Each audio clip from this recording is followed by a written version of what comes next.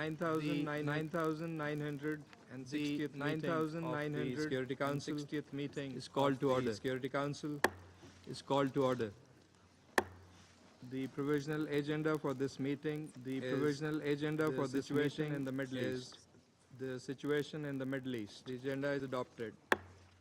The agenda is adopted. In accordance with Rule 37 of the Council's Provisional Rules of Procedure of the Council's Provisional Rules of Procedure of the Islamic Republic of Iran, I invite the representatives of the Islamic Republic of Jordan, Saudi Arabia, Israel, Jordan, Syrian Arab Republic, Tunisia, the Syrian Arab Republic, and Turkey to participate in this meeting. And Turkey to participate in this. It is so decided. It is so decided. In accordance with Rule 39 of the Council's Provisional Rules of Procedure, I invite Mr. Khaled Khiari. I invite Mr. Khaled Khiari for the Middle East, Asia and Pacific, for the Middle East, Departments of Political and Peace Building Affairs, Departments of Political and Peace Building Affairs to participate in the peace operation. To participate is so decided. It is so decided. The Security Council will now begin its consideration of the item 2. I now give the floor to Mr. Khaled Khiari. I now give the floor to Mr. Khaled Khiari. Mr. President, thank you for convening this timely meeting. Thank you for convening this timely meeting.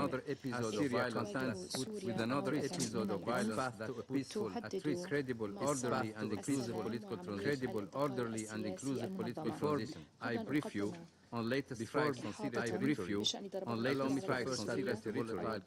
Allow me to first address the volatile context. A series of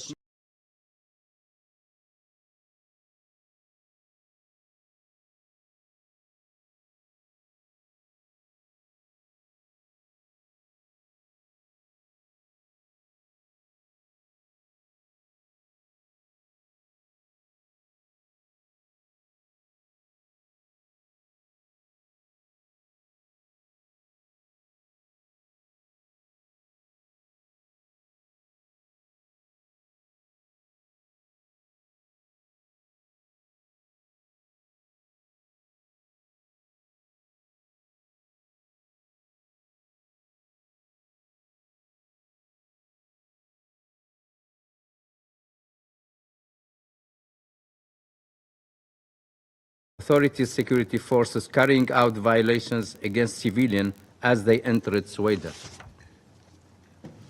The ensuing fighting resulted in hundreds of casualties.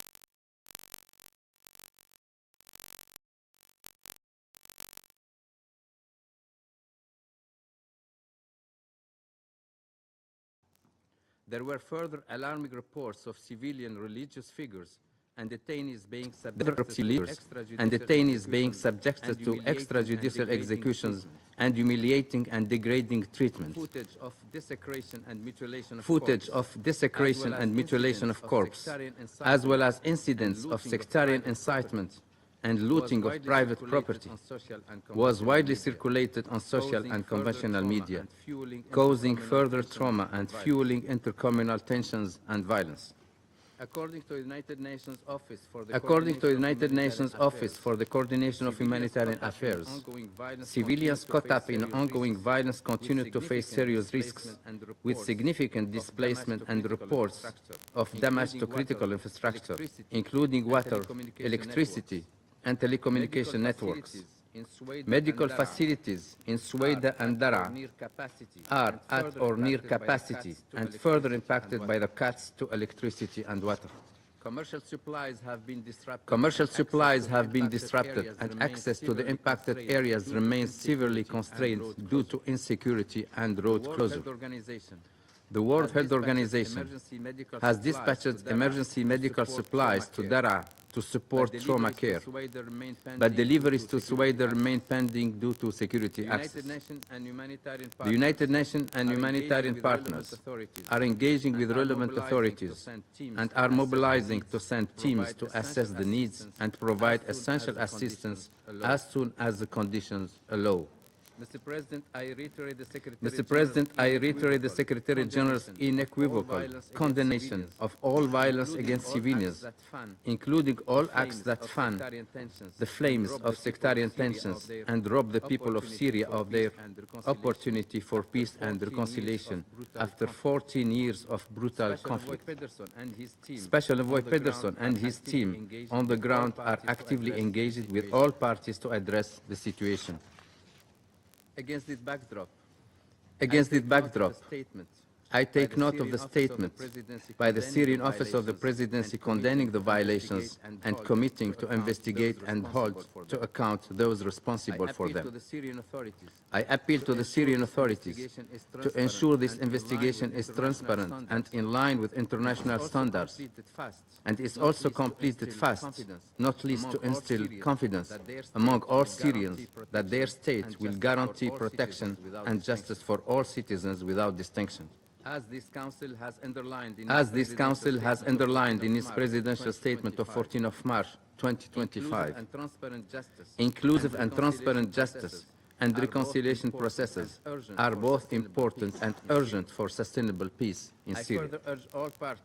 I further urge all parties to take constant care to protect civilians, including allowing them to move freely to seek safety and medical assistance. I call on all parties to safeguard infrastructure, providing critical services like water and electricity, and to facilitate humanitarian access to people in need. Mr.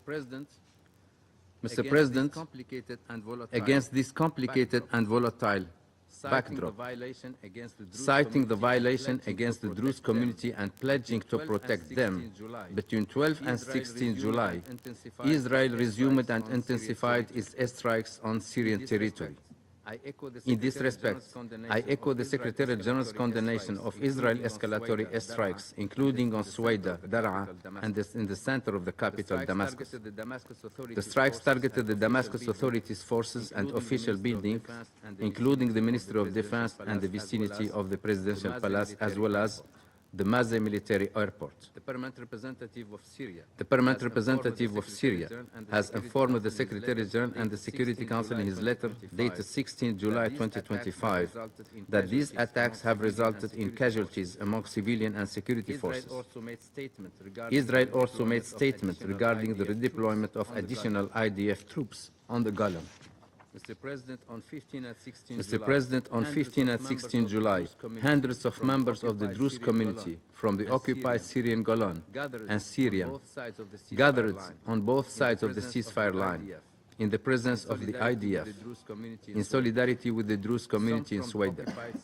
Some from the occupied Syrian Golan crossed the ceasefire line and traveled to Hadar on the Bravo side before subsequently returning. Mr.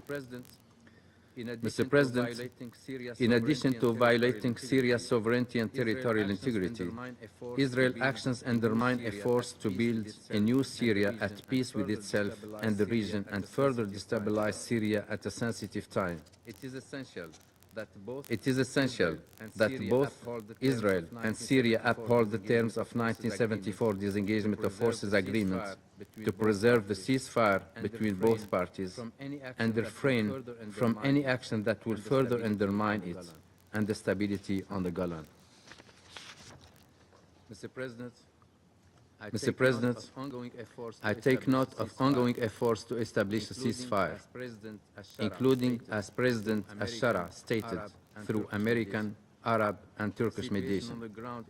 The situation on the ground is fluid, and as I speak, there are troubling reports of renewed violence in some areas that appears to be targeting Bedouin communities after the withdrawal of the Damascus security forces. I hope that the situation will solidify into genuine and lasting de-escalation on the ground that includes all sides and stakeholders. I take note of the arrangement announced by President Shara that security in the governorate will be maintained by some local factions and spiritual leaders. And I welcome his tribute to the Syrian people's sacrifice over 14 years and their aspirations for freedom, dignity, and equality and that the Druze community is an integral part of the Syrian fabric, social fabric. Security and stability in Sweden, and indeed in post-Assad Syria, can only be achieved through genuine reconciliation and with the participation of all components of Syria's diverse society. I urge all Syrian stakeholders to commit the dialogue and emphasize the United Nations' readiness to work alongside the Syrian people to support an inclusive and credible political transition that ensures accountability, fosters national healing, and lays the foundation for Syria's long-term recovery and prosperity. Allow me to conclude by reiterating this Council's call, in the wake of another episode of sectarian violence and avoidable bloodshed in March 2025, for the implementation of an inclusive, Syrian-led and Syrian-owned political process, facilitated by the United Nations and based on the key principles listed in Resolution 2254. This includes safeguarding the rights of all Syrians, regardless of ethnicity and religion.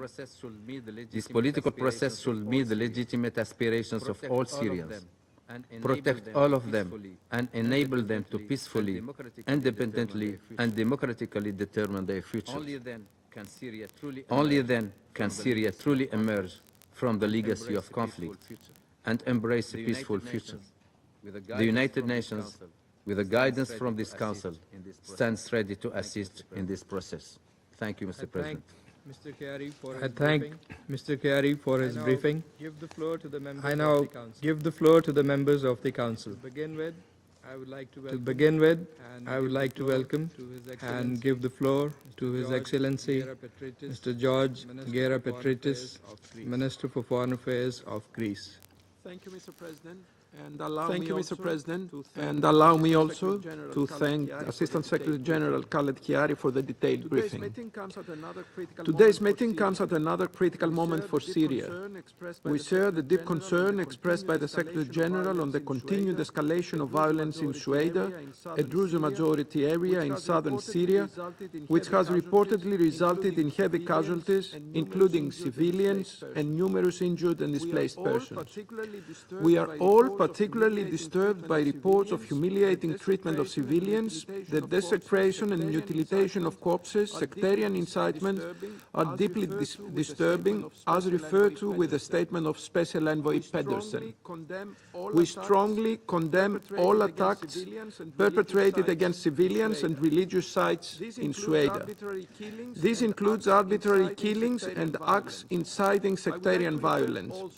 I would like to refer also to yesterday's attack against the Greek Catholic Church of Mar Michael in Sawara, another incident after the terrorist bombing attack against the Greek Orthodox Church of Mar Elias, which this Council strongly condemned, further highlights the challenges for the Christian community in Syria and the need for full protection of all ethnic and religious components in a united Syria.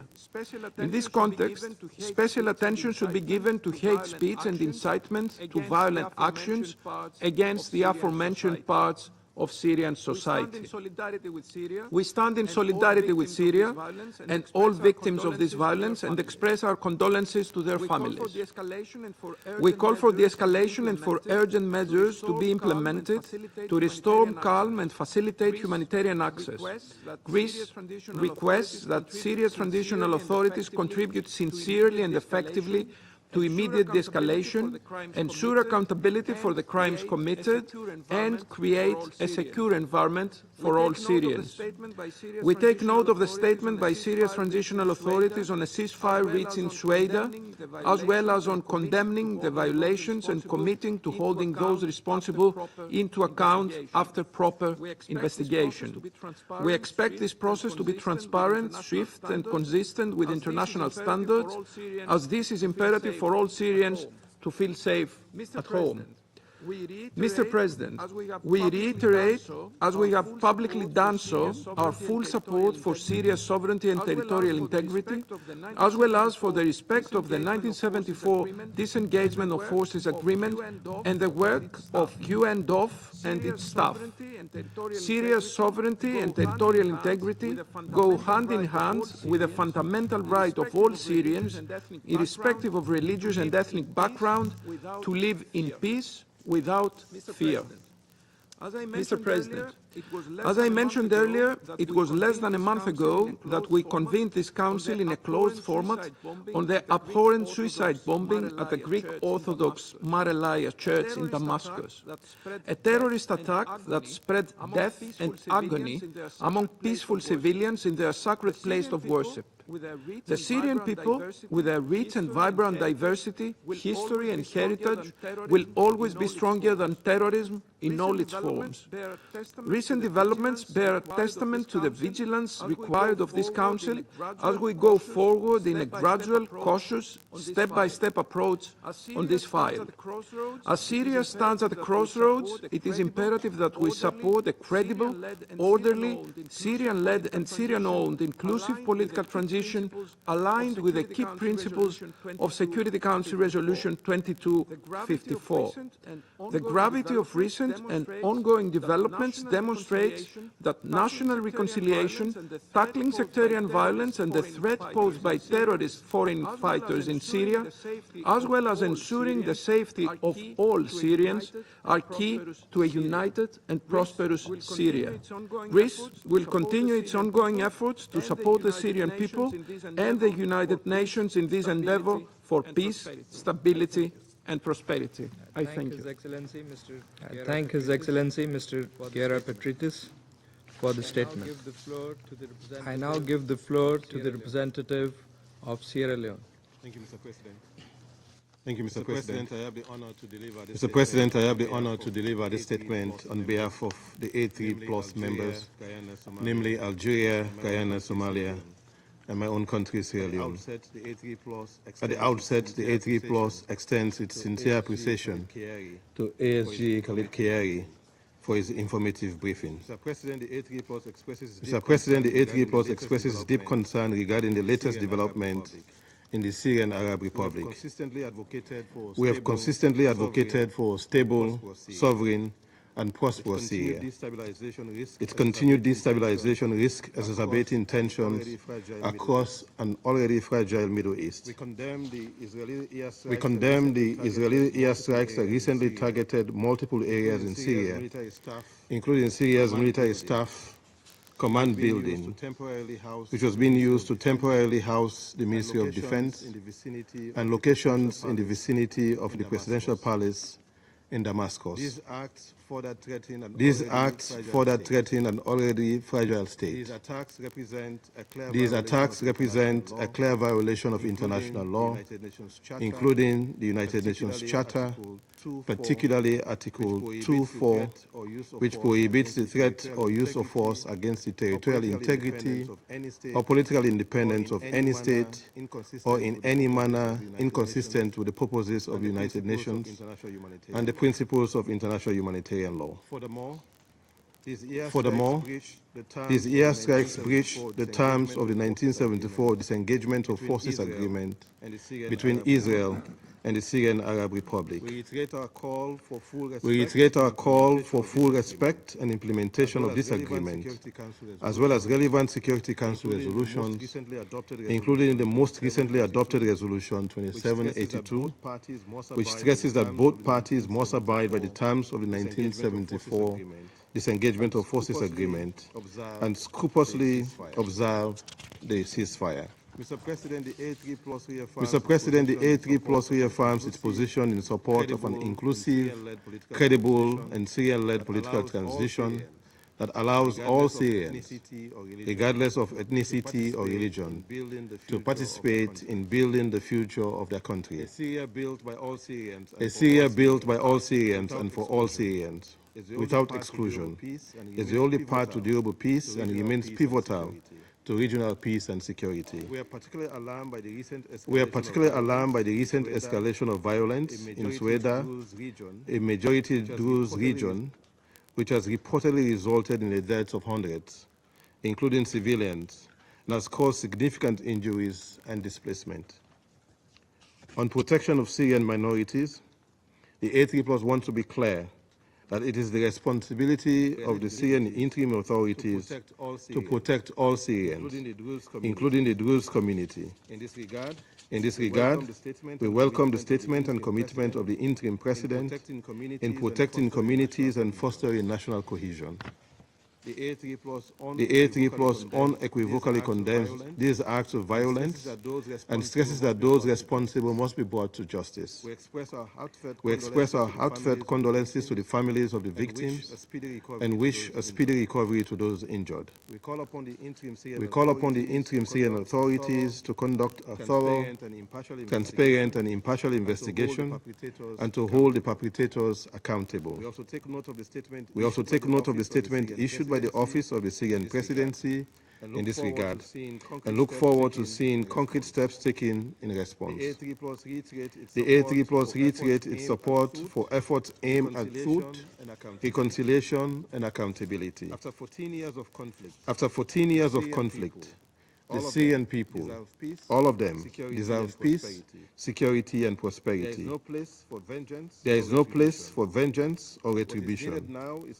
What is needed now is national dialogue, reconciliation and unity. Mr. President, the recent events underscore once again the fragile nature of the situation in Syria. It requires urgent and sustained efforts to foster coexistence among its communities. National ownership of an inclusive political process must be preserved and promoted. We further stress the need for regional de-escalation and reaffirm our support for Syria's sovereignty, independence, unity, and territorial integrity. External interference continues to fuel instability and deepen Syria's fragility.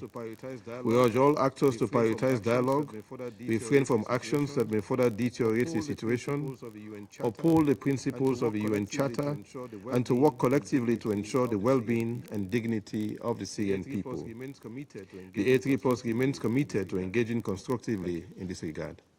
Thank you.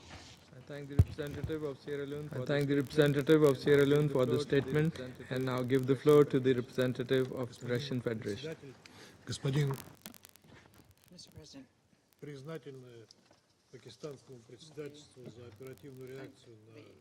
Pakistani presidency for very swiftly reacting to the request from Syria to convene this meeting of the Security Council. The request, which was supported by Algeria and Somalia, has to do with yet another dangerous spiral of tension in the Middle East, and this time this impacts Syria. We would like to thank Khiari for his briefing. We are very worried by what is happening in Syria. The brotherly people of Syria is something that we are tied to through friendship, cooperation, and our heart goes out to them. The Syrians have deserved a peaceful, calm life without the fear of persecution because they belong to a given ethnic or a faith group. The way to sustainable normalization in Syria is exclusively through an inclusive and Syrian-natured dialogue in line with the Resolution 2254 and through strengthening national reconciliation, ensuring a genuine participation of all political, ethnic and religious groups without imposing external formula and without excluding from that the representatives of various communities of the multi-religious Syrian society. Syria has always been the home for many peoples and religions, and this is its strength and its historic significance. The international community must help Syrians.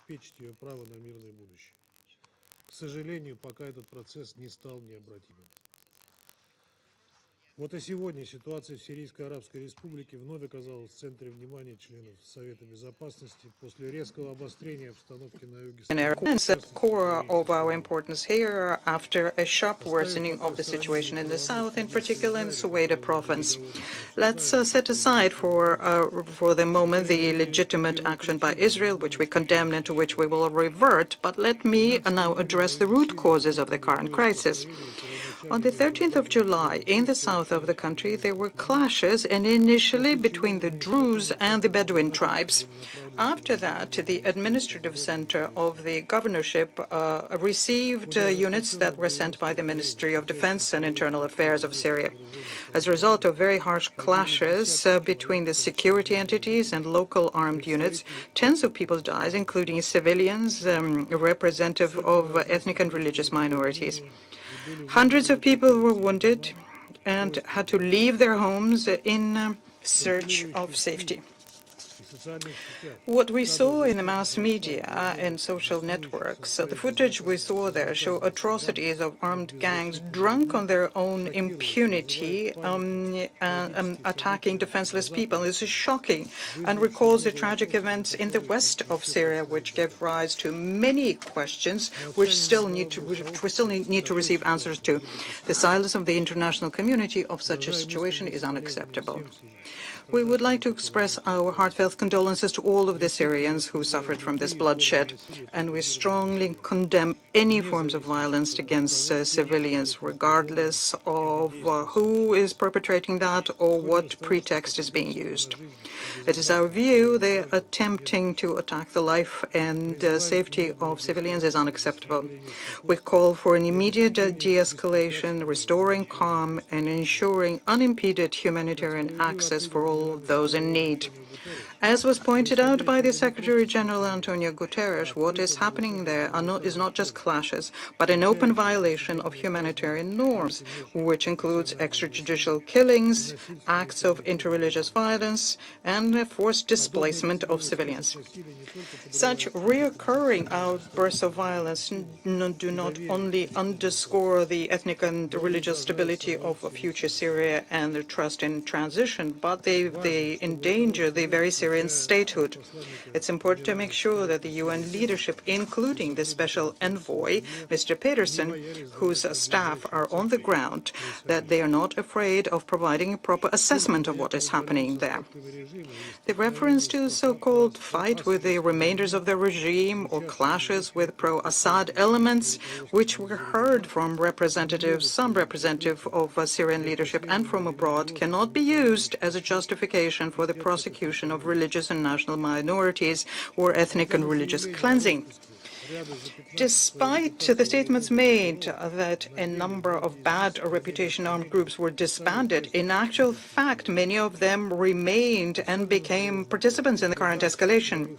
It is particularly worrying to see that amongst the security personnel who are there to ensure the safety of the people, including ethnic and religious minorities' safety, that in those ranks we can see foreign terrorist fighters.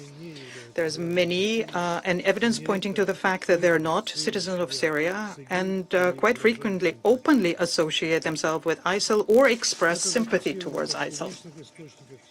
And this has been shown in open sources of information. We also see that on videos that have been posted by the fighters themselves. In a number of cases, these armed cutthroats openly threaten attacks against Christians, Alawites, the Druze, and the Kurds. It is clear that this is not the kind of foundation on which you can build a viable state respecting the interests of all Syrians.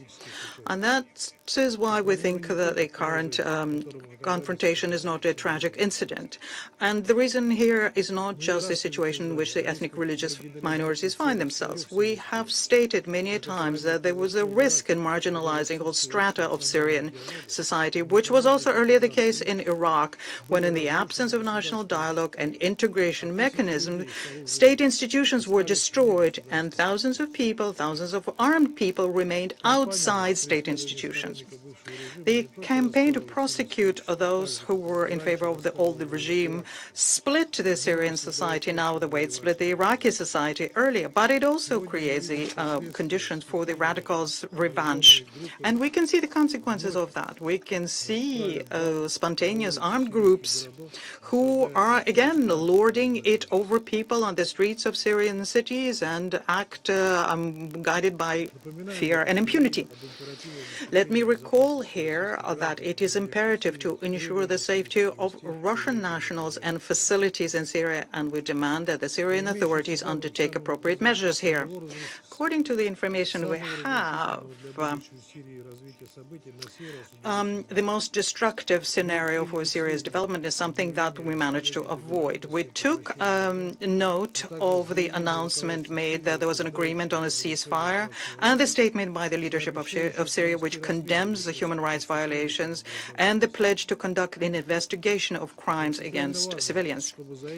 What is of principal importance is to make sure that this be followed by specific steps in line with the principle of transparency and accountability, which was what the Secretary General of the UN called for insistently. It's important to make sure also that the Security Council receive information about the outcome and the state of investigation of tragic events in the west of Syria, and that we generally be kept abreast of the steps undertaken by the new authorities to protect the ethnic and religious minorities. Mr. President, we're also very concerned by the fact that these worrying events are also accompanied by the intensification of Israeli Air Force activity in Syria. I am referring to new waves of Israeli airstrikes against Damascus and the southern areas of Syria, which, according to what was said by West Jerusalem, were conducted so as to protect the Syrian Druze. Amongst the entities struck are the buildings belonging to the Ministry of Defense of Syria, including the General Staff building, which is in the center of the Syrian capital, and the regions which are very close to the presidential palace. There are people who have been killed and many wounded. We have on many an occasion provided an assessment to the arbitrary actions by Israel in Syria and condemned them then and condemn them now. These attacks are a gross violation of international law, UN Charter, and the disengagement of forces agreement of 1974. Russia has been consistently supporting the sovereignty, independence, unity, and territorial integrity of the Syrian Arab Republic. And this is not just a diplomatic formula. This is a foundation of the future peaceful structure of the country. These principles cannot be traded over or be subject to double standards. We cannot allow a situation where players, external or internal, use a fragile situation in Syria for their own geopolitical purposes, especially through fomenting ethnic and religious tension and undermining the fragile Syrian statehood. And domestic players should not provide causes for this. I thank you. Thank the representative of the Russian Federation for the statement, and I'll give the floor to the representative of United Kingdom. Thank you, President. And I also thank ASG Khiari for briefing us today.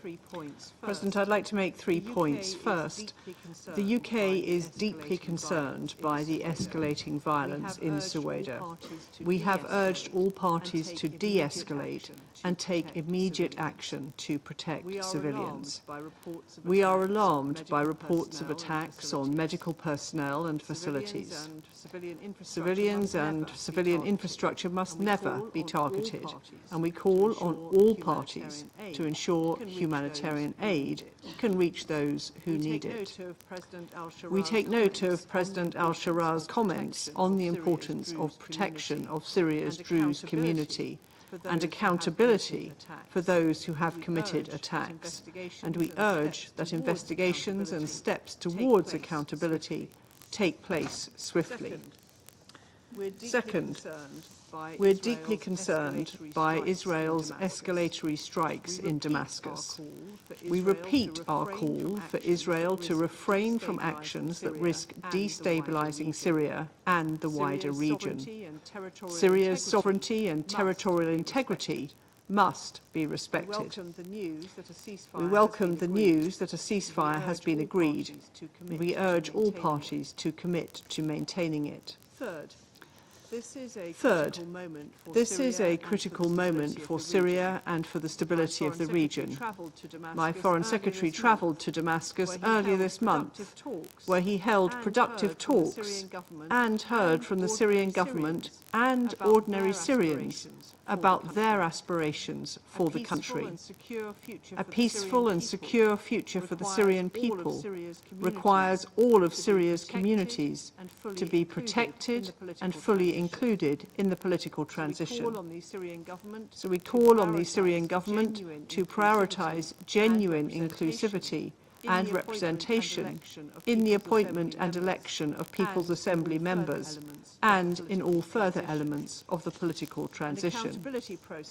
An accountability process is also critical to ensuring stability and lasting peace. We urge the Syrian government to investigate human rights violations and abuses by all parties and ensure those responsible are held to account. We look forward to seeing the Syrian government's report on the violence in the coastal areas in March. This is a crucial step towards justice and reconciliation for the Syrian people. I thank you. Thank the representative of the United Kingdom for the statement and give the floor to the representative of Panama. Gracias, presidente. Gracias. Panamá agradece la convocatoria de esta sesión de emergencia, así como la presentación del subsecretario general for the briefing delivered by Assistant Secretary General for the Middle East, Asia and the Pacific, Mr. Khaled Khiari. In recent days, we have witnessed a grave escalation of violence in the south of Syria. The sectarian fighting in the city of Ceuta, followed by clashes between military forces with civilians stuck in the middle, and the airstrikes in Daraa and Damascus, which even hit buildings of Syria's public administration, are reprehensible and stand as a worrying step backwards. This is a development that undermines Syria's political transition process, its reconciliation and its unity. The figures are devastating. Since Sunday, at least 248 people have died in Ceuta, at least 5 have died in Damascus, and hundreds of people have been wounded. The civilian population, in particular women, children and older persons, cannot continue to be the victims of military or geopolitical agendas. We condemn all violence against the civilian population, as well as the arbitrary killings that have been reported and deserve investigation. We also condemn actions which fan the flames of sectarian tension and undermine the Syrian people's ability to achieve peace, reconciliation and a sustainable political solution after 14 years of brutal conflict.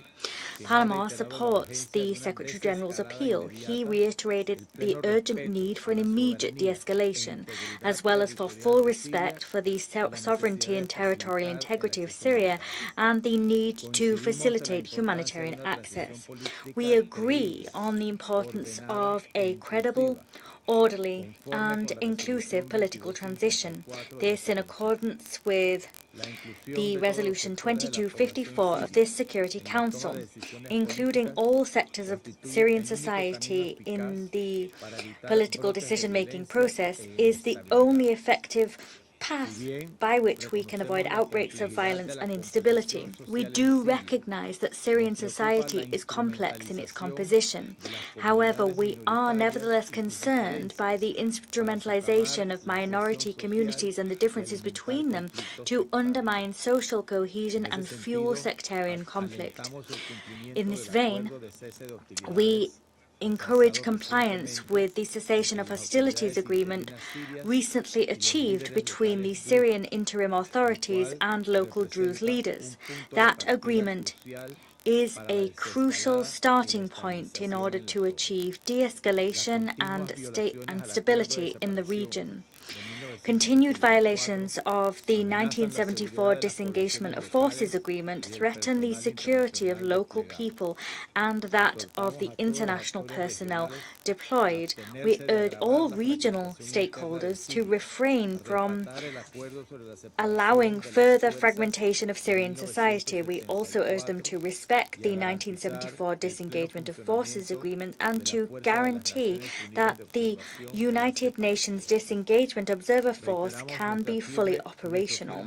We reiterate our staunch support for the work of the United Nations Disengagement Observer Force. That mission is essential to preserve stability, avoid greater escalation, and to foster the environment necessary for dialogue. Mr. President, peace is built with dialogue, but it is also built with mutual respect. As a country cognizant of its own history, we reject all military action which undermines the territorial integrity or the sovereignty of a state. Syria's destiny at this crucial juncture is a litmus test for the international community and of whether or not it harbours genuine will to buttress a rule-based order, an effective rule-based order. After more than a decade of conflict, the Syrian people deserve a lasting peace, and the United Nations must continue to play a crucial role in ensuring this collective effort bears fruit. Thank you. Thank the representative of Panama for the statement. Now give the floor to the representative of China. President, I thank ASG Khiari for his briefing. Over the past week, tensions have flared up in the security situation in the Sweda area in southern Syria, with more acute antagonisms between ethnic groups and a rapid escalation of armed conflict, claiming lives of hundreds of people. It is imperative for parties to the conflict to respect international humanitarian law. Under no circumstances are attacks and killings of civilians accepted or tolerated. It is important and imperative to stabilize the security situation and restore social order as soon as possible. We have noted reports that the Syrian interim authorities have reached a ceasefire with the parties concerned. We call on all parties to abide by the ceasefire agreement, remain calm and exercise restraint, cease hostilities, and promote an early de-escalation of the situation. The situation in Sweda once again shows that the current situation in Syria remains complex and fragile. Achieving peace and stability still faces daunting challenges. The Syrian interim authorities should, in line with the principles set forth in the Council Resolution 2254, continue to promote the political process with broad participation from all walks of life, address the concerns of all parties through inclusive dialogue, and effectively promote internal unity and reconciliation. Counterterrorism is an important aspect of restoring peace and stability in Syria. The Syrian interim authorities should fulfill its counterterrorism obligations and take effective measures to combat all terrorist groups listed by the Council, including the ETIM. At a time when the situation in southern Syria is turbulent, Israel has recently launched multiple airstrikes on Sweda, Daraa, Damascus, and other places, and even carried out military strikes on key Syrian government departments. Israel's actions gravely violate international law, infringe upon Syria's sovereignty, security, and territorial integrity, and bring new complications to Syria's peace, stability, and political transition. China unequivocally condemns them. We call on Israel to immediately cease its military strikes on Syria and withdraw from Syrian territory as soon as possible.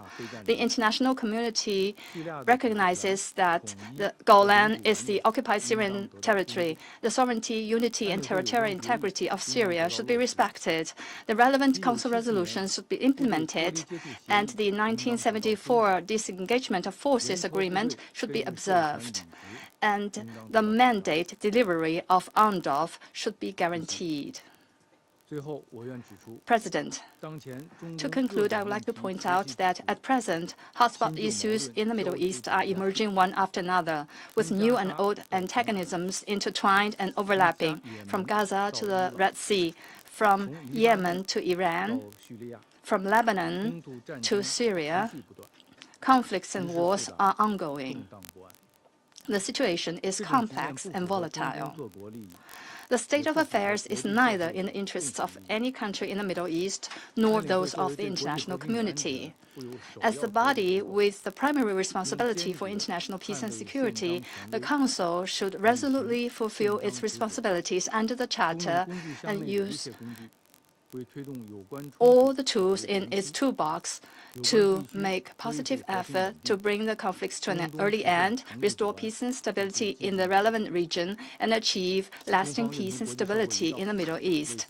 China is ready to work with the international community to play a constructive role in this regard. I thank you, President. Thank the representative of China for the statement, and now give the floor to the representative of Slovenia. Thank you very much, Mr. President. Thank you very much, Mr. President. I would also like to thank Assistant Secretary General Khiari for his briefing. Let me begin by reiterating our support to the Syrian people in rebuilding their country on a path towards a better future.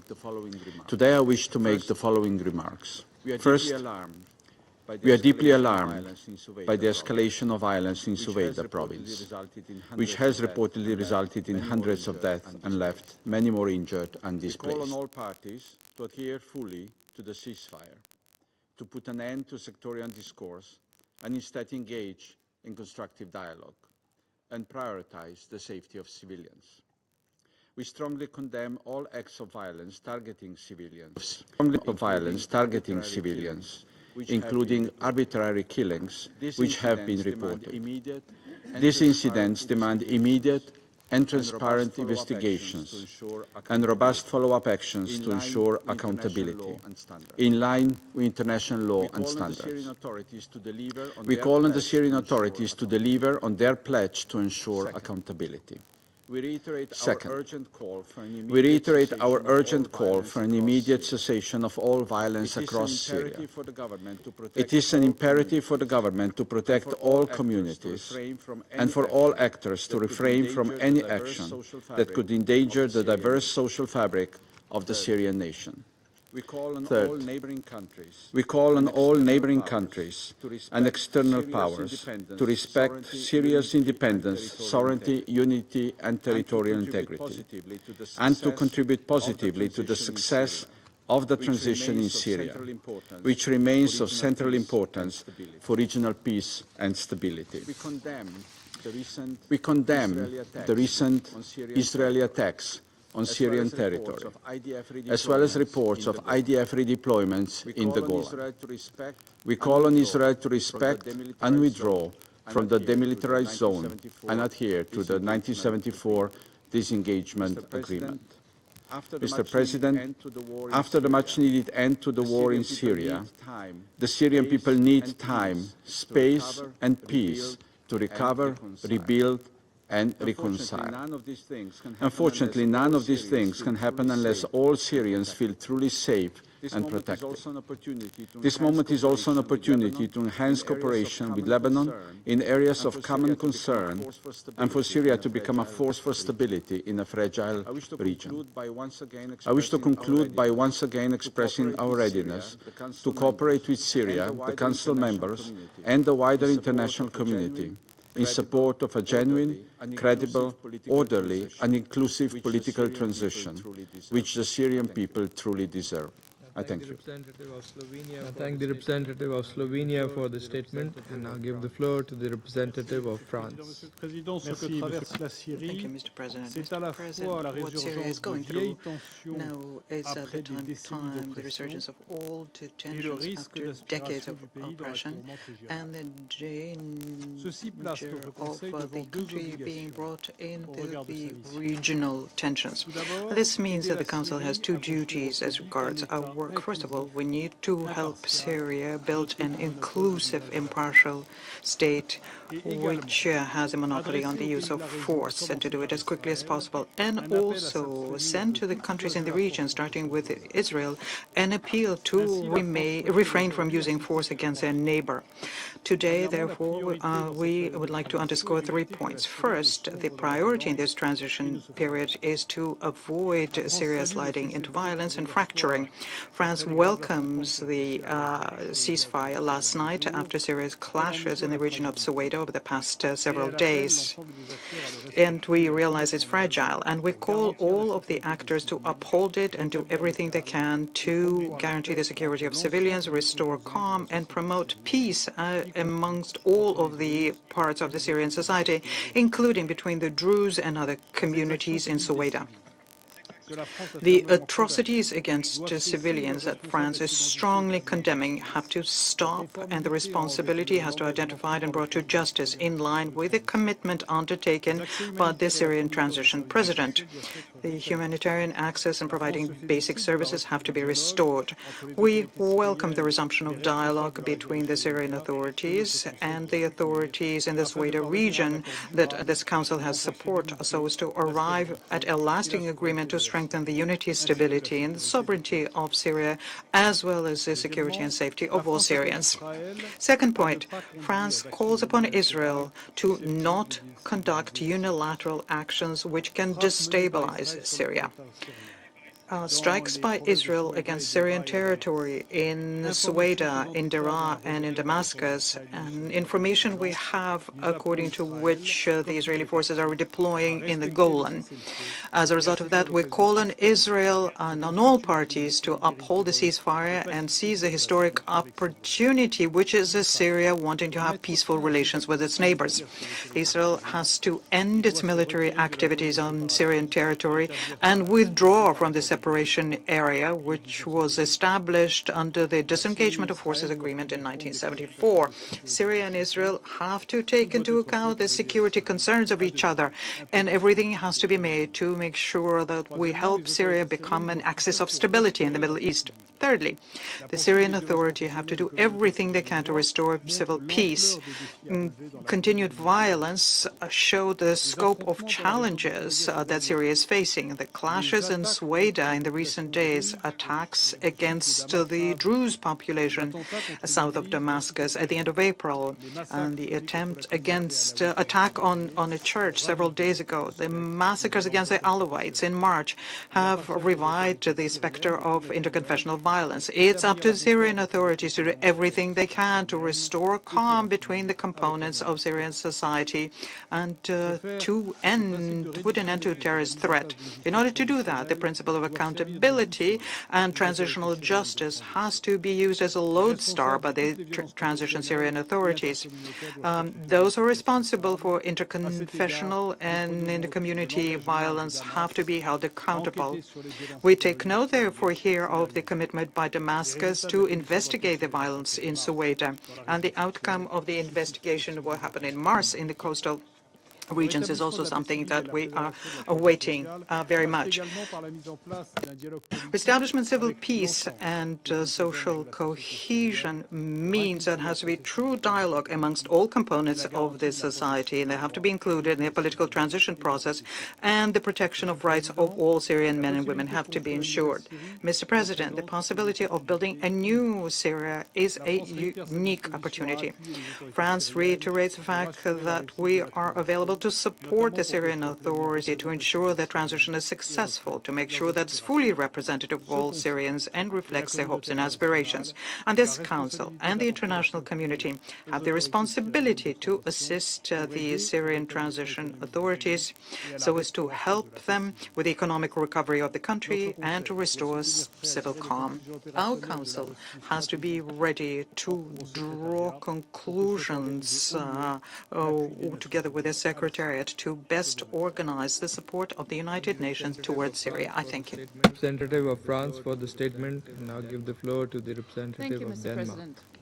Thank you, Mr. President. And let me also thank ASG Khiari for his comprehensive briefing. Allow me to highlight 3 points today. First, Denmark is deeply concerned by the recent escalation of violence in the Soweto region of Syria, with troubling reports of hundreds of people killed. We are alarmed by this tragic loss of life and strongly condemn all acts of violence against civilians. The immediate priority must be to halt the bloodshed. We call on the Syrian transitional authorities to take tangible steps to this end, to prioritize de-escalation and restore calm. Reports about a newly announced ceasefire offer some hope, and we urge all parties to immediately stop the violence. All parties must exercise maximum restraint and uphold their obligations under international humanitarian law. This includes protecting all civilians, regardless of their ethnic or religious affiliation. This also includes facilitating rapid and unimpeded access for emergency humanitarian aid, as well as ensuring safe passage for civilians to evacuate. Syria has come a long way since the fall of the Assad regime. However, there can be no meaningful recovery without genuine safety and protection for all Syria's communities. This need for security and restraint also applies to the broader region. Denmark is deeply concerned by Israel's escalatory strikes on Syrian territory, including in Damascus just yesterday. We reiterate our full support for Syria's sovereignty and territorial integrity. Second, Mr. President, the renewed violence underscores that while progress has been made, the status quo in Syria remains unsustainable.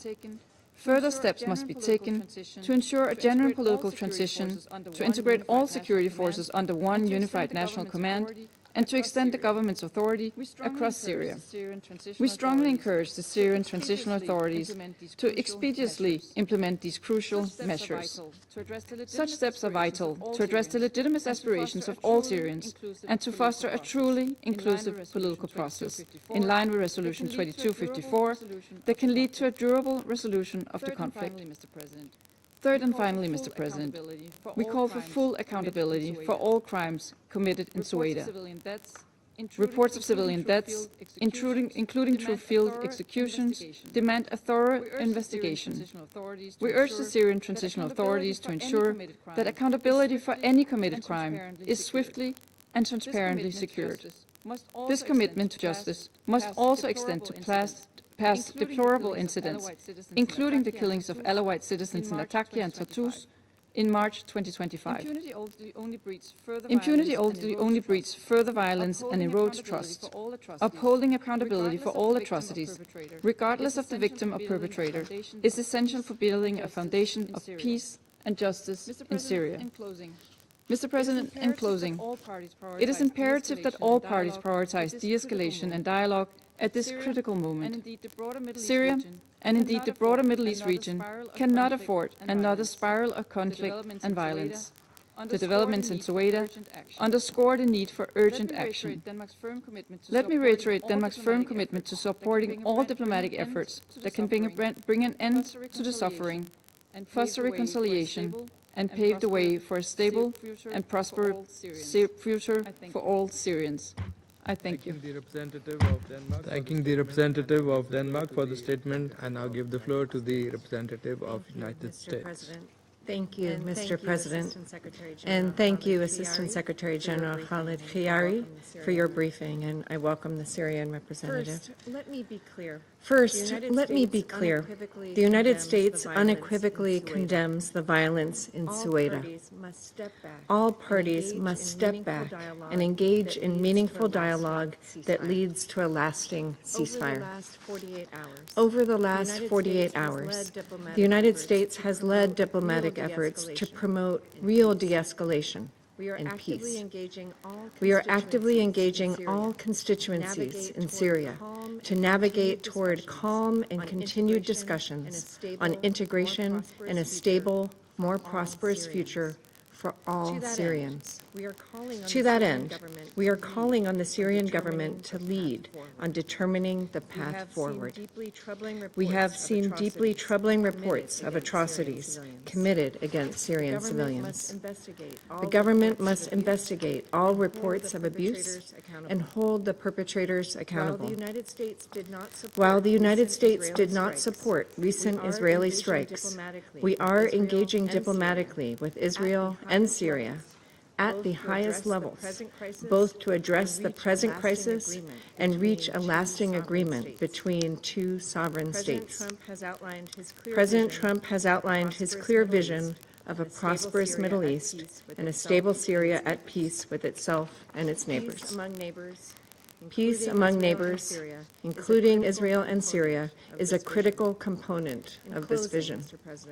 In closing, Mr. President, the United States supports Syria's national unity and seeks a peaceful and inclusive resolution with its minority constituents.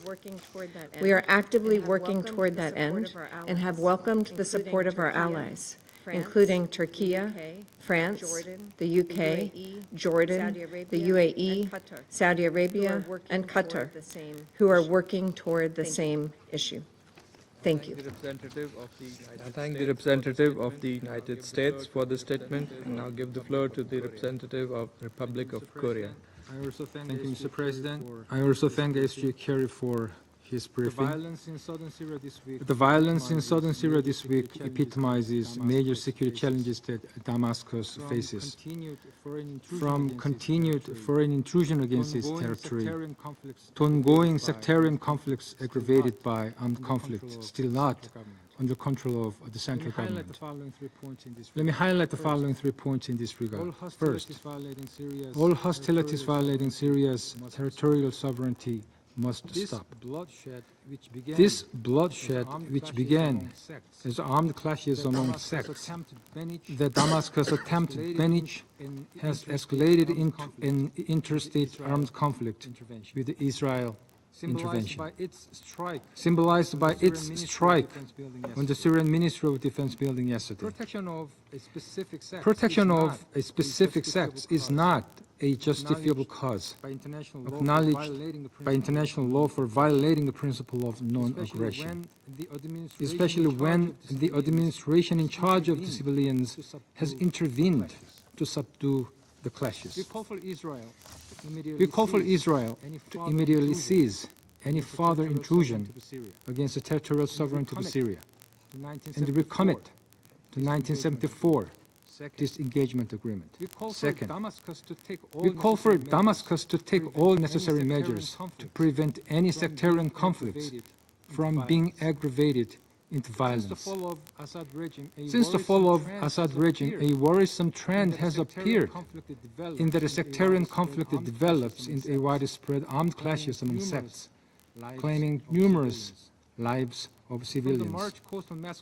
From the March coastal massacres to this week's violence, reports repeatedly indicate the militants affiliated with Damascus often subject minority sects to sectarian insults, abuse, and even extrajudicial killings, pouring fuel on existing violation situations.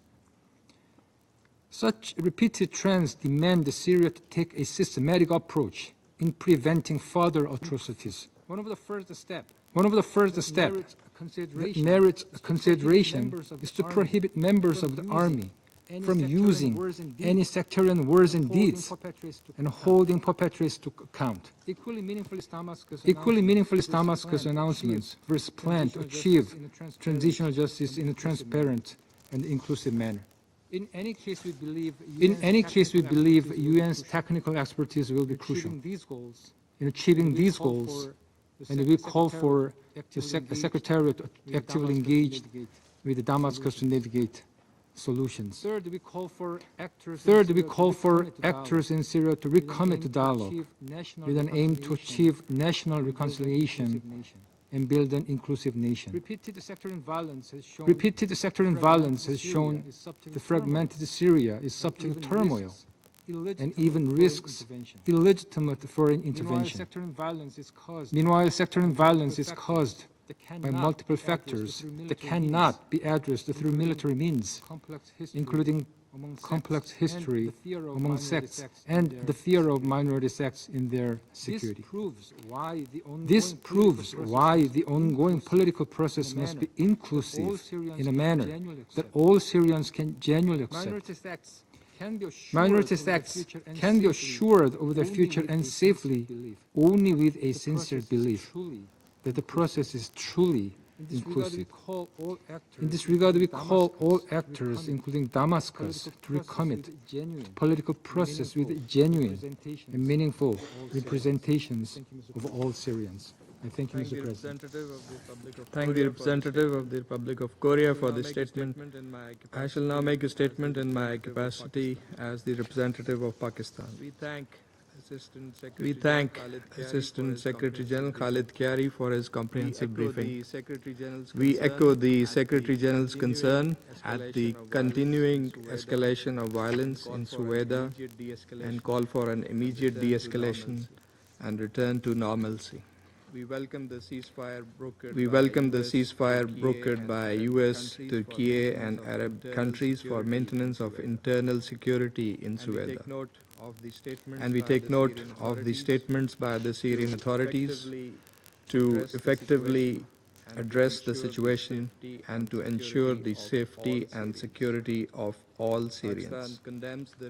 Pakistan condemns the recent Israeli airstrikes on Sueda, Daraa, and in the center of Damascus, as well as the reported redeployment of Israeli forces in the occupied Syrian Golan.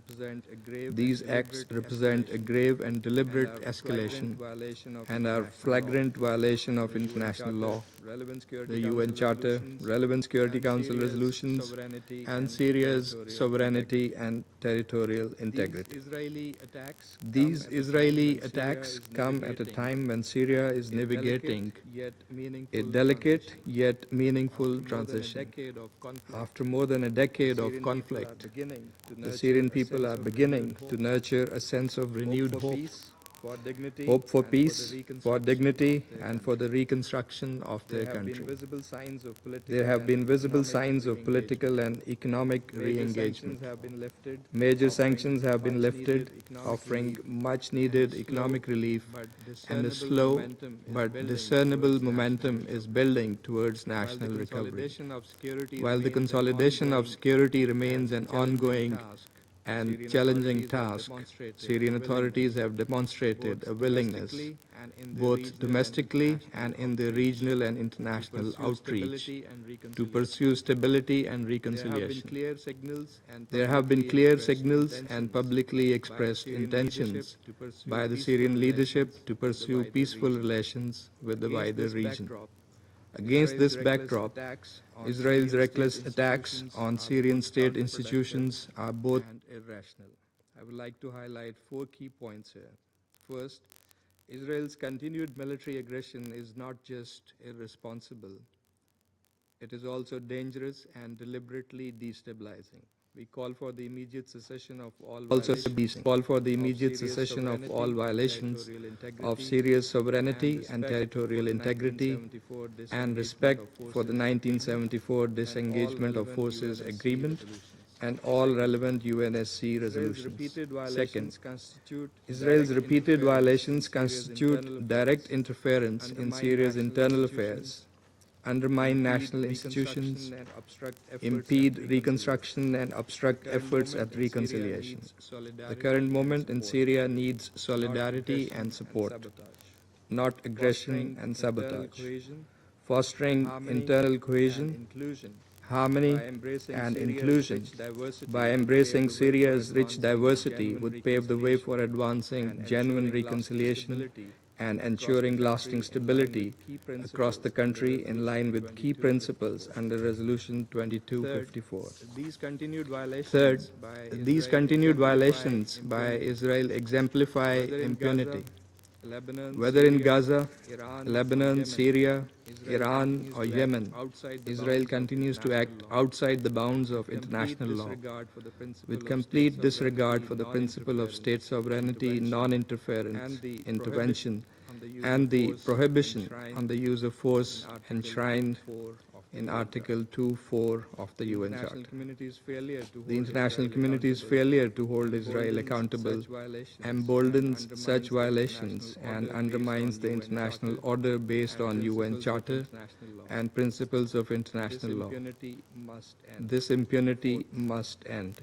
Fourth, the erosion of Syria's state authority through external attacks creates dangerous security vacuums. These conditions further risk enabling the resurgence of terrorist and extremist groups that could be a threat to the entire region and beyond. Israel's actions are not only unlawful, but ultimately self-defeating, as they breed the very instability they claim to resist. Colleagues, Syria needs space. It needs support for reform and recovery. The international community must come together to preserve regional stability and advance the prospect of a just and lasting peace. At this critical moment, Pakistan stands in full solidarity with the brotherly people of Syria. I now resume my function as President of the Council. I now give the floor to the representative of the Syrian Arab Republic.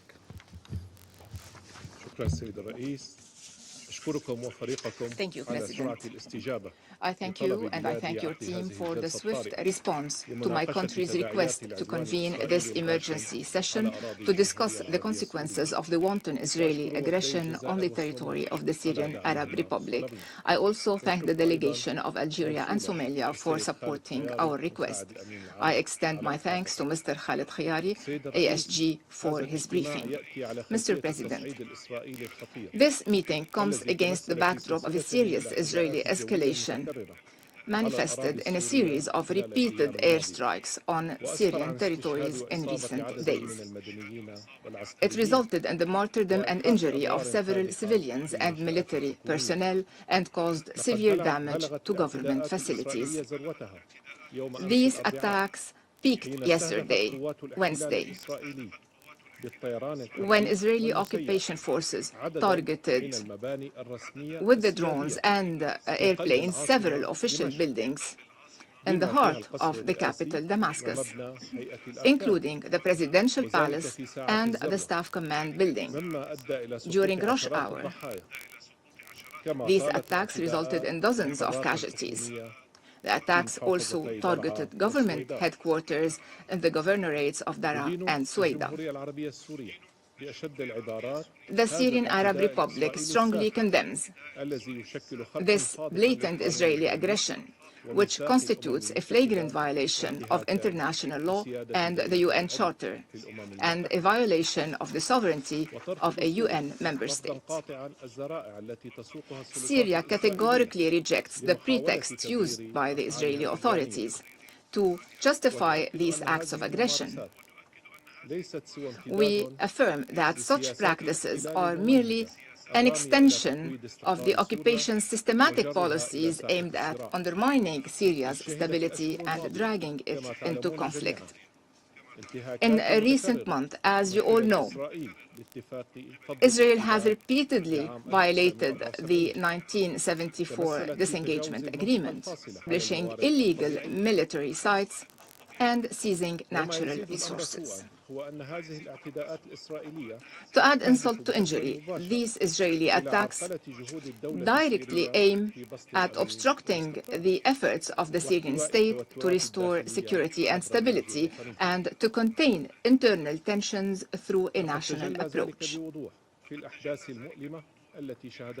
This was evident in the painful events in the Suwaida governorate, where state institutions swiftly responded to tensions.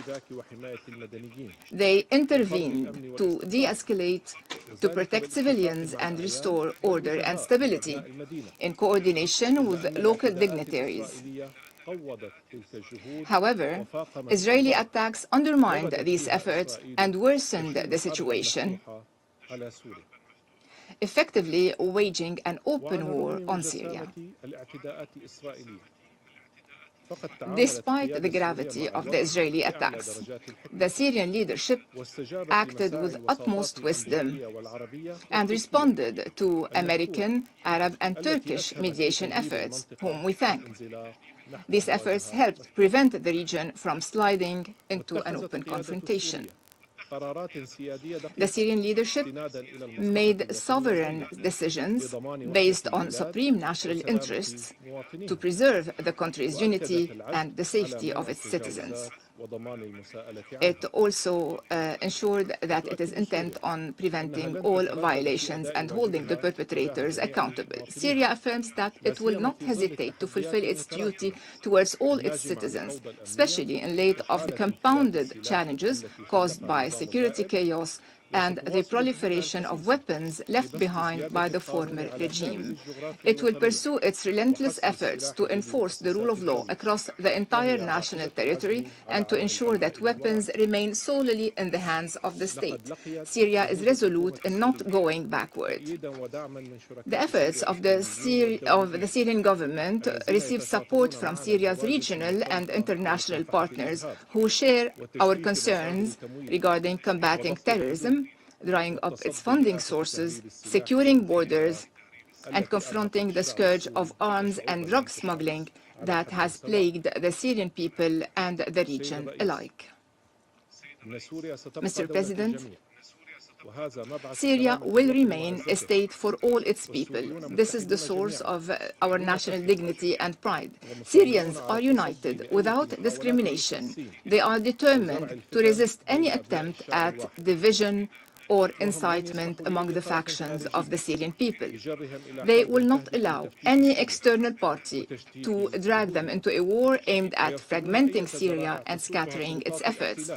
They reject any pretext used by the occupying authorities to wage acts of aggression and violations of international law against their country. My country's delegation affirms that condemning and confronting the Israeli violations is a collective responsibility that lies at the heart of the Council's mandate in accordance with the UN Charter and international law. And I would like to draw the Council's attention to a comment I heard, which is that the Israeli bombardments delayed a visit from the OPCW to Syria. And this is something that harms positive and constructive cooperation between Syria and the organization. Mr. President, while Syria calls on the Security Council and the Secretariat to condemn the Israeli attacks, it also urges the international community to confront this serious threat to international peace and security and to the unity and territorial integrity of the Syrian Arab Republic and to international law and the UN Charter, including relevant resolutions, and namely resolutions 242, 338, and 497. Syria stresses the need for immediate efforts to stop these Israeli attacks and prevent their recurrence, and to compel Israel to withdraw from the areas it has penetrated and end its occupation of the Syrian Golan. Syria has repeatedly reaffirmed that it is aiming at achieving security and stability on its territory and throughout the region, and that it poses no threat to any country in or outside the region. At the same time, Syria has called on all member states to refrain from any actions that would undermine Syria's sovereignty, independence, unity, or territorial integrity, or interfere in its internal affairs and destabilize its security and stability. My country's delegation had refuted in its letter dated the 3rd of March the Israeli claims regarding their defense of a component of the Syrian people, affirming the government's full commitment to protecting all Syrians, preserving national unity, and promoting civil peace. That was in our letter dated the 3rd of March. Mr. President, in conclusion, only the Syrians are concerned with and capable of addressing their internal challenges and strengthening civil peace through a Syrian-Syrian dialogue, away from destructive foreign interventions aimed at fueling discord and dividing the Syrians. Syrians have always lived together without ever knowing terms like majority or minority. Their religious, ethnic, and cultural diversity has always been a source of pride, helping them to overcome together many hardships and challenges. Today, more than ever, Syrians are united in rejecting Israeli aggression and anything that threatens their country's security and stability. They firmly reject terrorism, hate speech, incitement to violence, and anything that undermines their national unity. Mr. President, Syria, as you have said, needs support. It needs the international community to stand by it. It does not need acts of aggression by the Israeli occupation on any other party. Thank you, President. I thank the representative of the Syrian Arab Republic for the statement, and I'll give the floor to the representative of Saudi Arabia.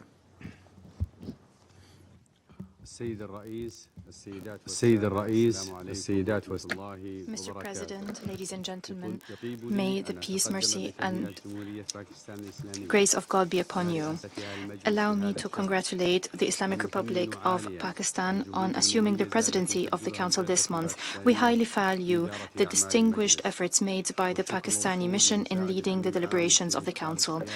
We thank ASG Khaled Khiari for his valuable briefing on the developments in the Syrian Arab Republic. The Kingdom is fully committed to supporting the brotherly Syrian people through all and any plight.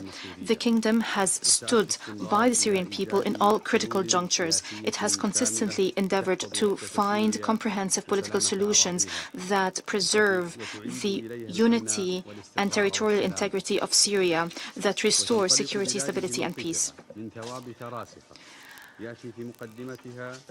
Our position is based on firm parameters, most notably the respect of the sovereignty of the Syrian Arab Republic, the territorial integrity and the independence of the Syrian Arab Republic, and rejecting all forms of external interferences or violations of Syrian sovereignty. We express our grave concern over continued escalatory Israeli airstrikes against Suwaida, Daraa, and the heart of Damascus. We condemn targeting civilian infrastructure and populated areas. This constitutes a direct threat to international and regional peace and security. This also undermines UN efforts aiming to achieving a comprehensive settlement, political settlement in Syria. Mr. President, ladies and gentlemen, my delegation condemns continued unjust Israeli attacks against Syrian territory. We condemn any interference in its internal affairs. We condemn the undermining of its security and stability. This is a violation, continued violation of international law and the Disengagement of Forces Agreement of 1974. These repeated attacks cannot be considered in isolation. They are linked to existing Israeli policies that are based on violating the sovereignty of states, on ignoring international law, on defying the will of the international community represented by this Council. The Israeli occupation forces continue to violate the sovereignty of states with impunity. This is a result of the lack of international accountability. This emboldened the occupation forces to commit more violations, not only in Syria, but in other parts of the region. Against this background, my delegation reiterates its firm position. We support Syria. We stand by Syria. We reject any action that undermines civil and societal peace. We call upon your august Council to do the following: taking a clear and decisive stance against repeated Israeli violations of Syrian territory, enforcing the implementation of relevant Security Council resolution, effects, ensuring that Israeli attacks stop immediately and holding those responsible accountable, supporting international efforts to achieve comprehensive political stability in Syria away from any external interference. We reiterate the importance of respecting the sovereignty of the Syrian Arab Republic and its territorial integrity. It's important not to allow any interference in its internal affairs. The international community must support efforts made by the Syrian government to achieve security and stability. In this regard, my delegation welcomes the announcement by His Excellency, the President of the Syrian Arab Republic, of arrangements and measures to contain the latest events in Syria. We welcome efforts that ensures that Syria stays on the right track, that maintains the unity and territorial integrity of Syria and consolidates national unity. These efforts ensure the cohesion among all components of Syrian society. Sectarian strife should not be allowed to flourish. Sectarian strife would destabilize the country. The unity and security of the country must be maintained in order for the aspirations to be fulfilled. In conclusion, we reiterate our call to the international community to stand by the Syrian Arab Republic, the brotherly Syrian Arab Republic, and support it at this critical juncture. We must stop repeated Israeli attacks and violations. We warn that continued violations and the extremist Israeli policies would increase the dangers of violence, extremism, and instability in the region. I thank you, Mr. President. Thank the representative of Saudi Arabia. أشكر ممثل المملكة العربية السعودية على بيانه وأعطي الكلمة الآن إلى إسرائيل. Thank you, Mr. President. Allow me as well to thank SG Khiari for his briefing this afternoon. Again today, we find ourselves in an urgent meeting of the Council. A serious crisis has been unfolding in Syria over the last couple of months that too many choose to ignore. The systematic prosecution of minorities in Syria and the dangerous consequences that extend far beyond its borders. But unsurprisingly, that is not why the relevant Council members called for this emergency session today. Instead, they convened this meeting in a politically motivated move to condemn the State of Israel while ignoring the brutal massacre being carried out on Syria's people.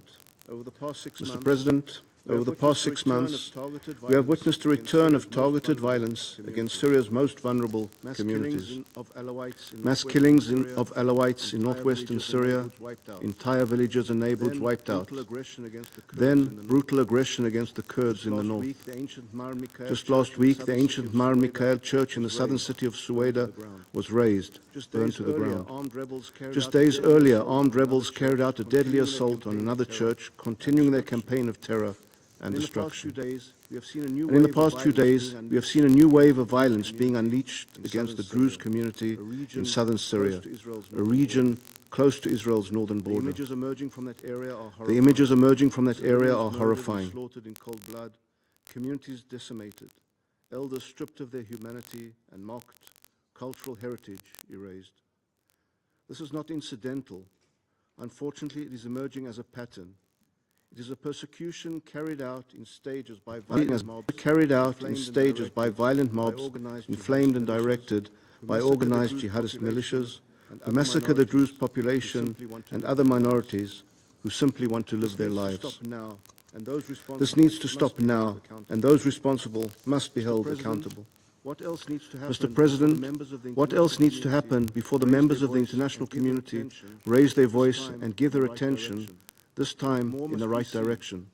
What more must we see? Another massacre, another village reduced to ashes, another wave of Druze civilians dragged from their homes and publicly humiliated. Mr. President, in the book of Leviticus, God orders, Lo ta'amod al dam re'echa, you shall not stand idly by the bloodshed of your fellow. This is not just our religious obligation, but a moral one. We will not stand idly by as our close brothers and sisters are being slaughtered. This moral obligation is enshrined as formal law in Israel's legal code. And for this very reason, Israel carried out these precise strikes against jihadist militants in southern Syria. Israel's position is clear. We have a commitment to preserve the southwestern region of Syria as a demilitarized area and to prevent the rise of terrorist threats along our border. But we also have an unwavering moral obligation to safeguard the Druze population with whom we share deep historic and national bonds. Their pain is our pain. Their safety is our concern. Just 2.5 months ago, an earlier campaign of violence against the Druze near Damascus was halted because of our actions, both diplomatic and military. And yet here we are again. History has repeated itself in a matter of months. As a result of the actions of Israel this week, a ceasefire was achieved yesterday and the armed forces withdrew to Damascus. Mr. President, let me emphasize, we do not seek to involve ourselves in Syria's internal politics. Our interests are limited, clear and legitimate. We seek to maintain regional stability on our northern border.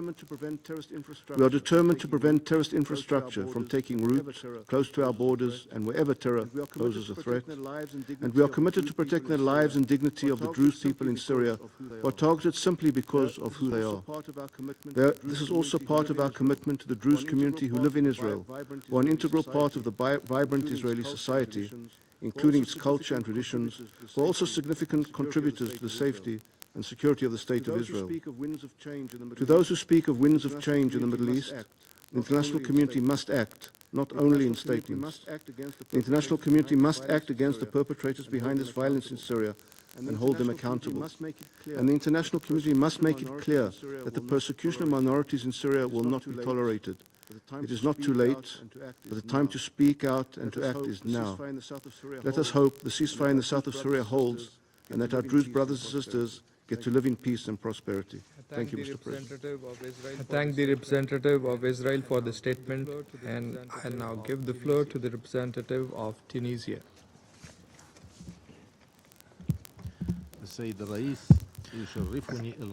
Mr. President, I'm honored to deliver this statement on behalf of the Arab Group.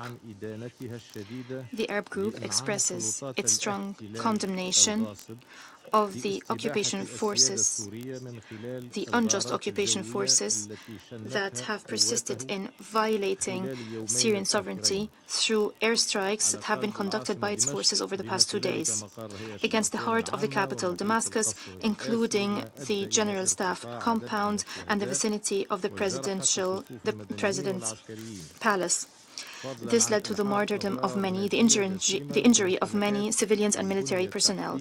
These actions also inflicted significant material damage on property and infrastructure that is already decrepit owing to years of war and international sanctions.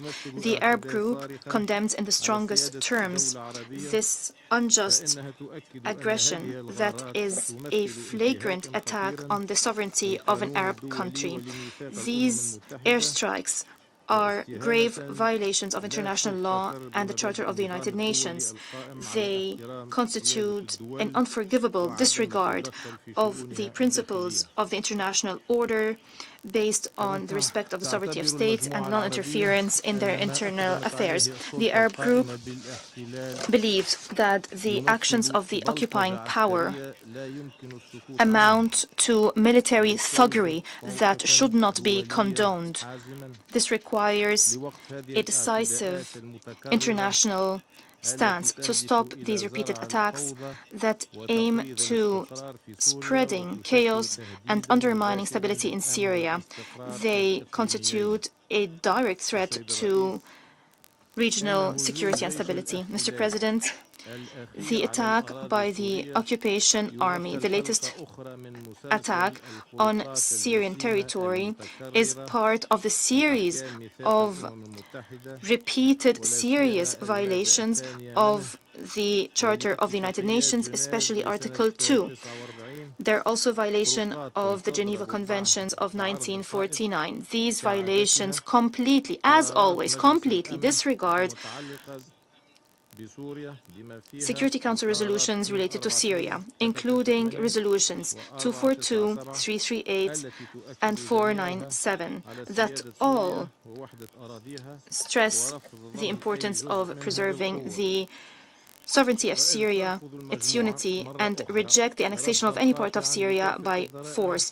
The group, once again, categorically rejects all flimsy pretexts used by occupation forces to justify their aggressive actions against the Syrian state, especially claims to protect minorities or claims to counter alleged security threats. We warn of attempts, known attempts, by the occupation entity to stoke strife, to stoke ethnic strife within the Syrian society.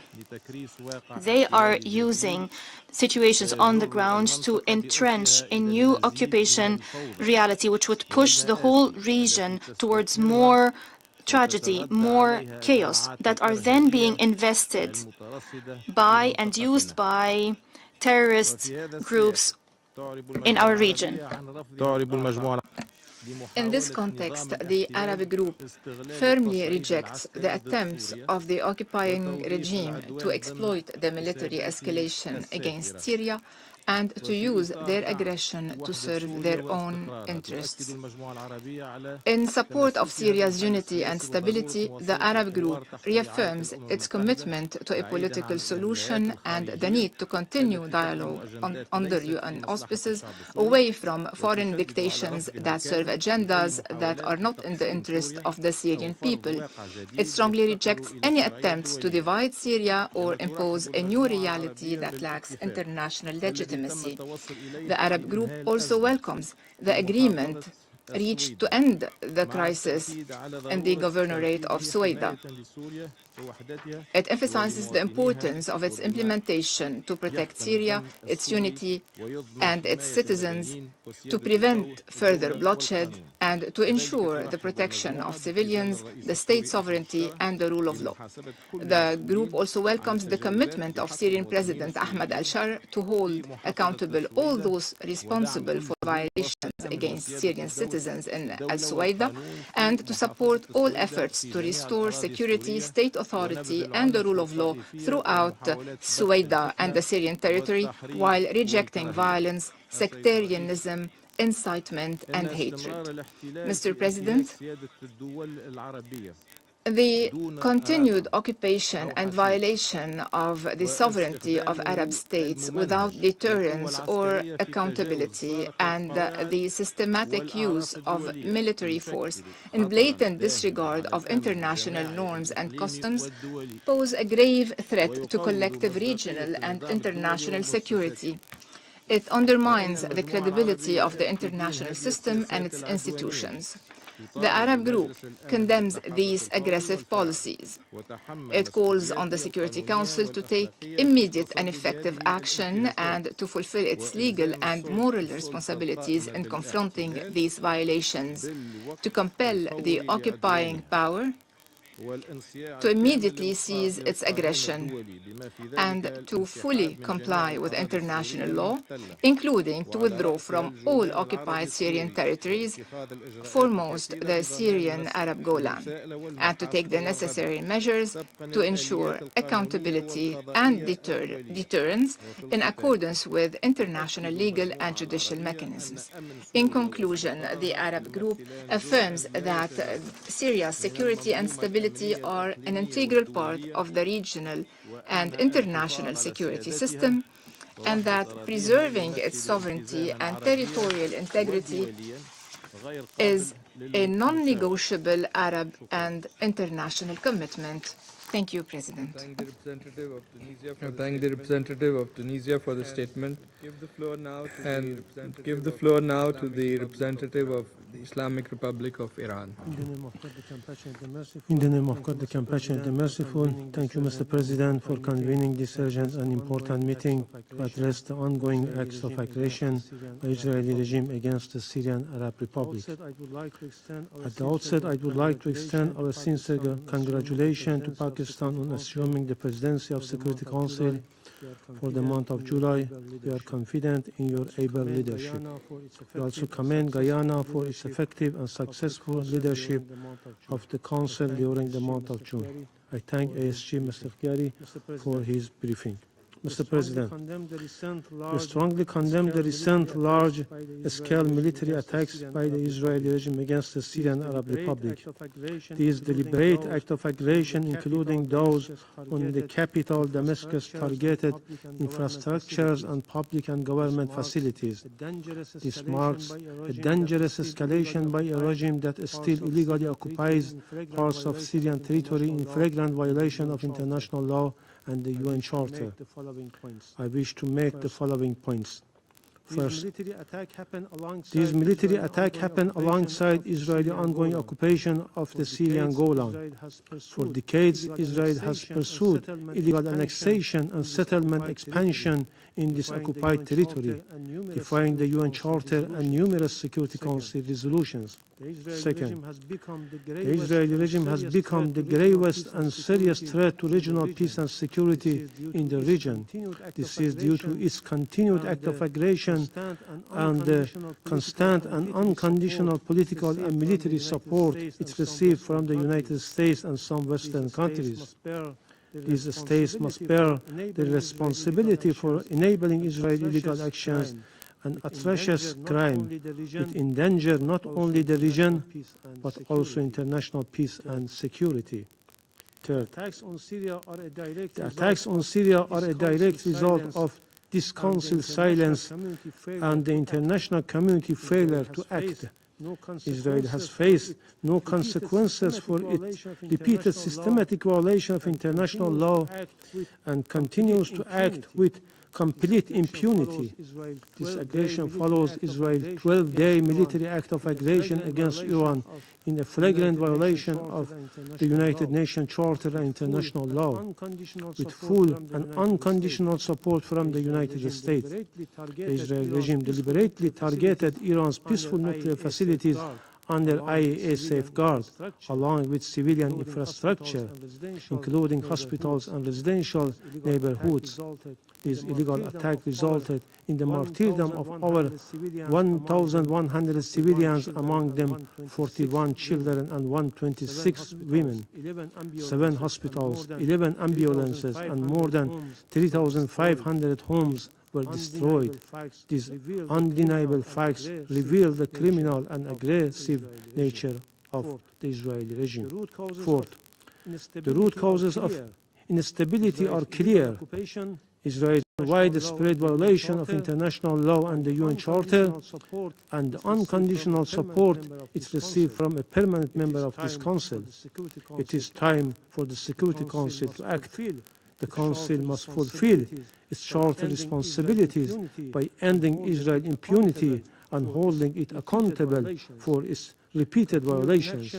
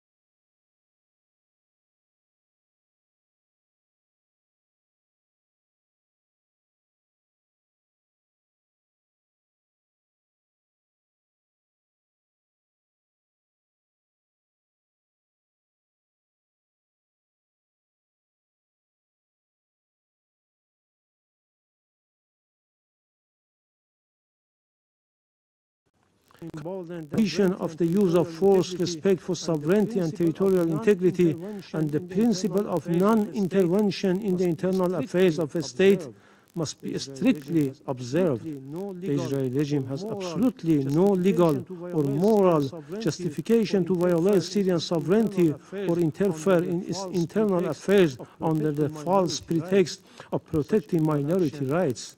Such illegal action constitute blatant violation of international law and the UN Charter and must be unequivocally condemned by this Council. I thank you.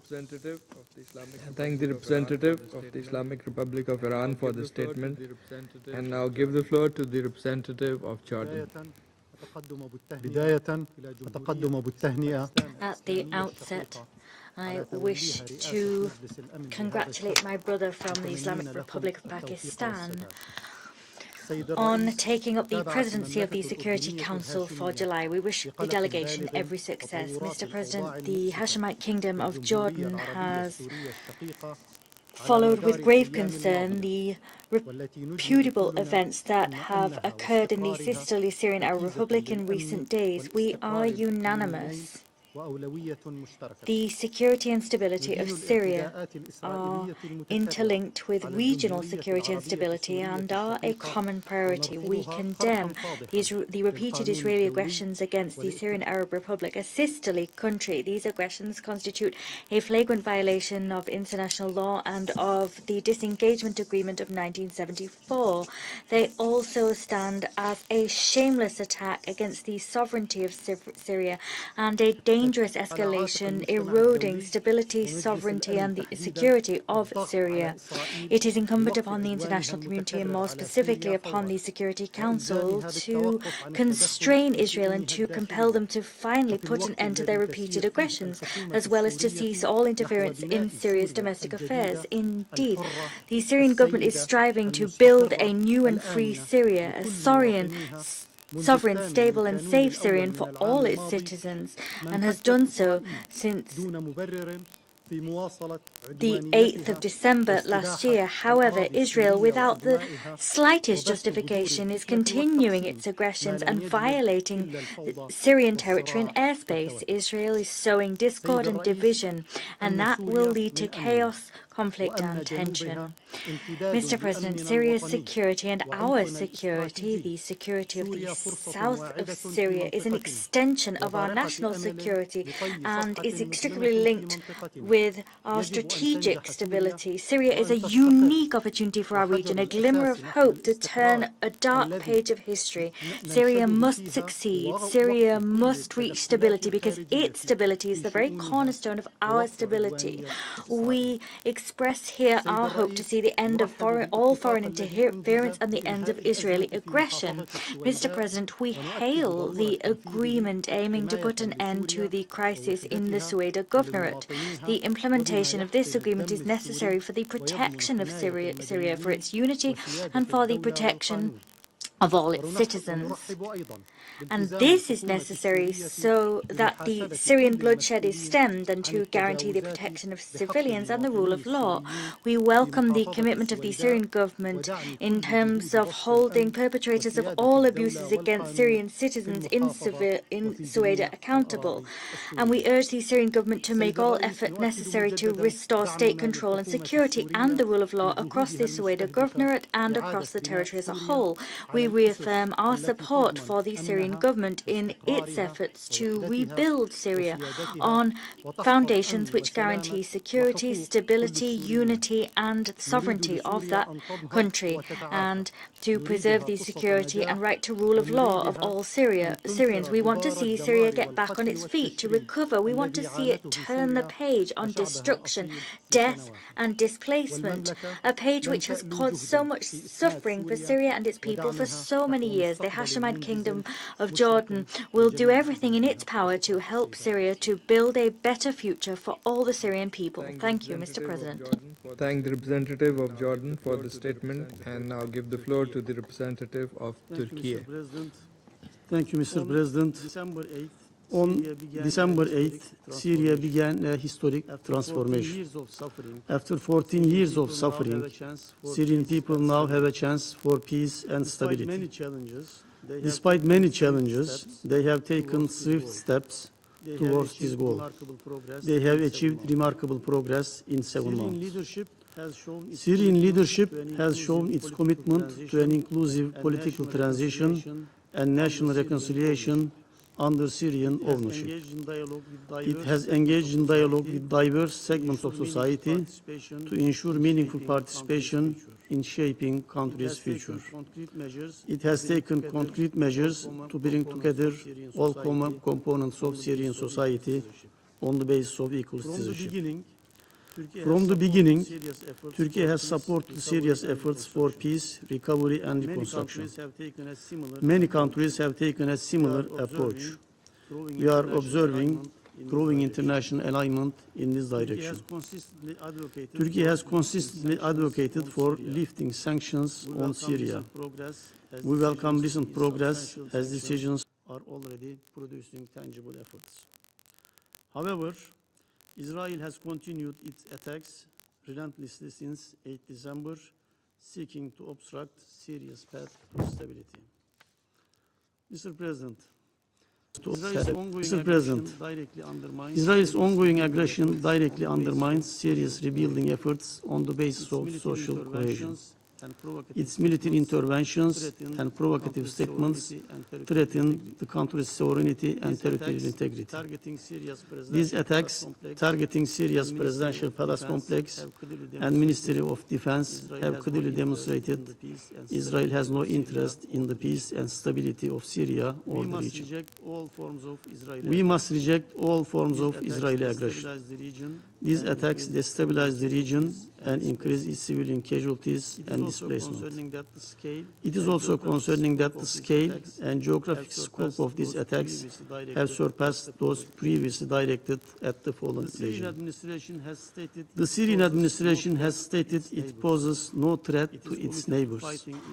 It is committed to fighting illegal armed groups and traffickers. Supporting those efforts would contribute far more to regional stability than undermining them.